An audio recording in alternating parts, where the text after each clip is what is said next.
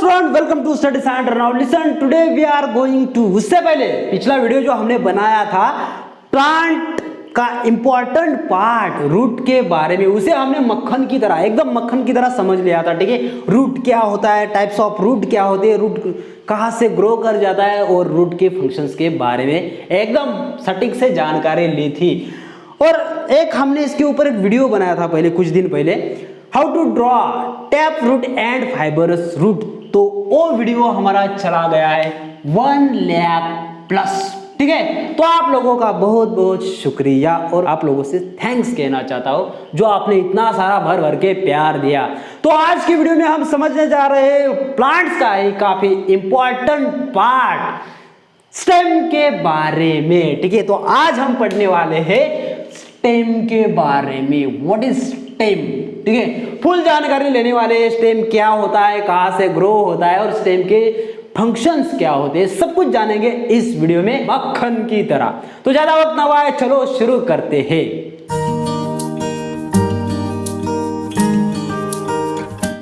तो guys, last video में हम लोगों ने पढ़ा था व्हेन सीड जर्मिनेट, जब सीड का जर्मिनेशन होता है तो सीड से दो पार्ट ग्रो कर जाते हैं। देखो कुछ इस प्रकार का हमने डायग्राम बना था। मान लो ये सीड है, ठीक है, मान लो ये सीड है, ठीक है।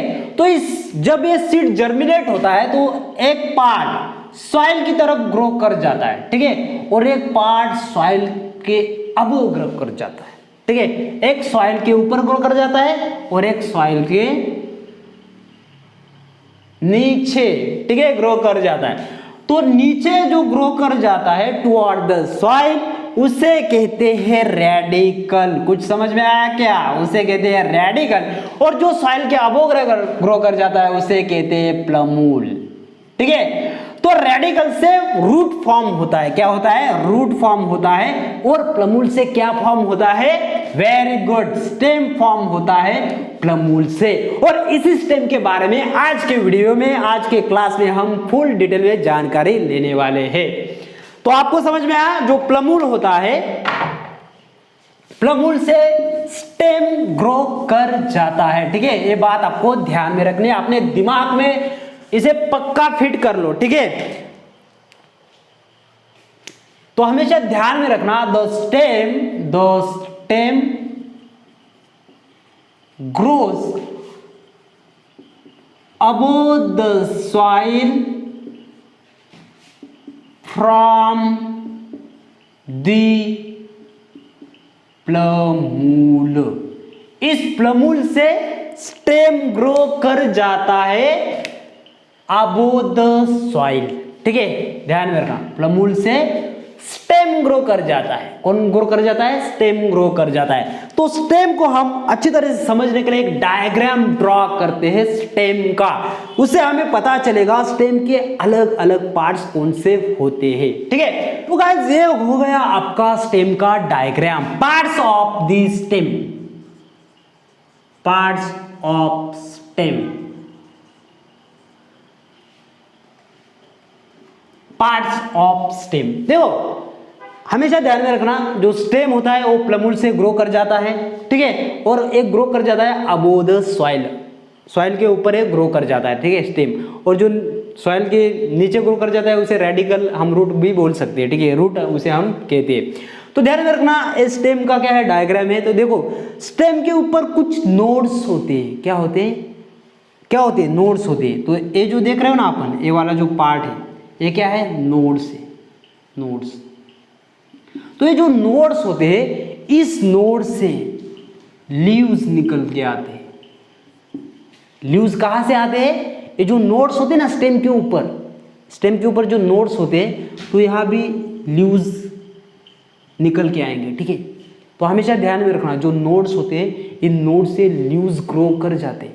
ध्यान में रखना, यहां देख रहे हो एक छोटी सी ब्रांच ग्रो कर रही है और उसे लीफ हमें दिखाई देते हैं, लीव्स हमें दिखाई देते हैं। तो हमेशा ध्यान में रखना, नोड से लीव्स ग्रो कर जाते हैं। देखो ये जो ये वाला, अभी देखो ये दो नोड से, इसके बीच में जो जगह होती है ना, ये जो बीच में जगह है, ये दो नोड से एक एक हो गया दूसरा। ठीक है। तो इसके बीच में जो जगह है, ये वाला जो पार्ट होता है, इसे कहते हैं इंटरनोड। इंटरनोड यहाँ लिखा है मैंने, इंटरनोड।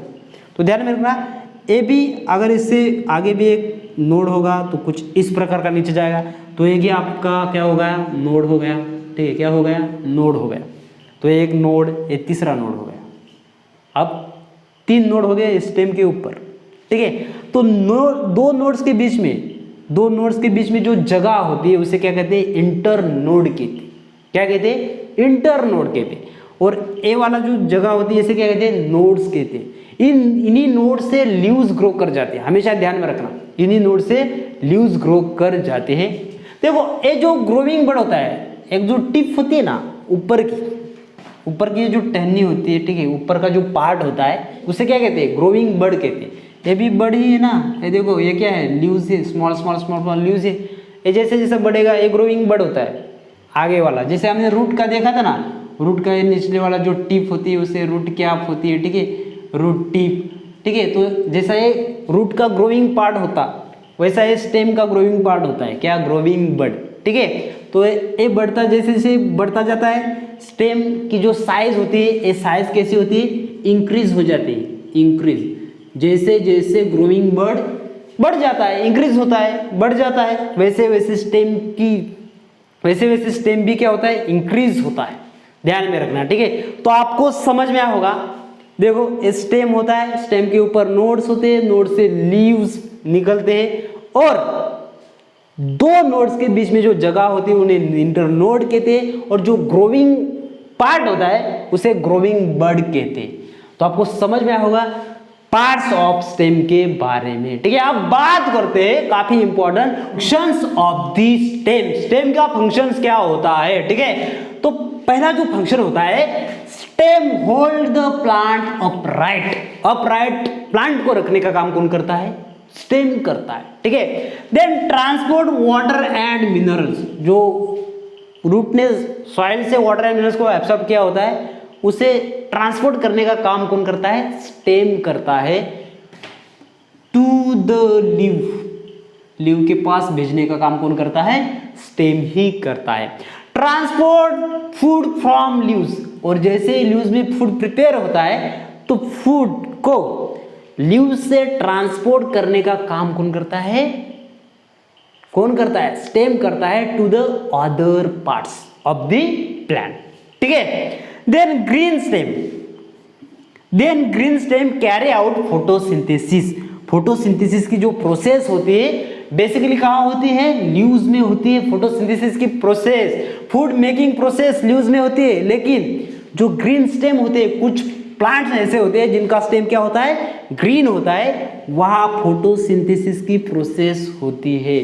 तो ध्यान में रखना, ग्रीन स्टेम जिन प्लांट का होता है वहां कैरी आउट होता है फोटोसिंथेसिस। तो ये भी इंपॉर्टेंट ही काम है। ठीक है, then stem carry out vegetative propagation.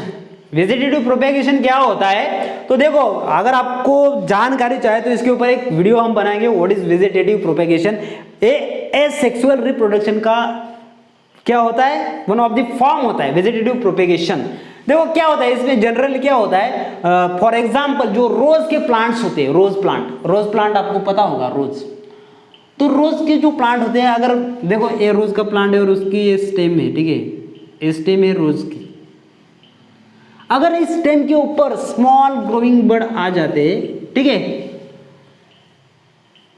ये बड़ी सी एक टहनी है रोज प्लांट की, ठीक है, और इसके ऊपर अगर स्मॉल स्मॉल बर्ड होते, तो अगर इस ब्रांच को यहां से हम कट कर दे और इस ब्रांच को कहीं दूसरी जगह अगर हम लगा लेते हैं सॉइल के अंदर, तो ये जो बर्ड्स होते हैं ये ग्रो कर जाते हैं एक प्लांट में एक ग्रो कर जाते हैं। तो ये जो प्रोसेस होती है, होल प्रोसेस, उसे कहते हैं वेजिटेटिव प्रोपेगेशन। तो आपको समझ में आएगा व्हाट इज वेजिटेटिव प्रोपेगेशन। अगर आप चाहते हो तो इसके ऊपर हम फुल एक डिटेल में वीडियो बनाए, व्हाट इज वेजिटेटिव प्रोपेगेशन। ठीक है, तो उम्मीद करता हूं आपको समझ में आया होगा फंक्शंस ऑफ दिस स्टेम क्या होता है।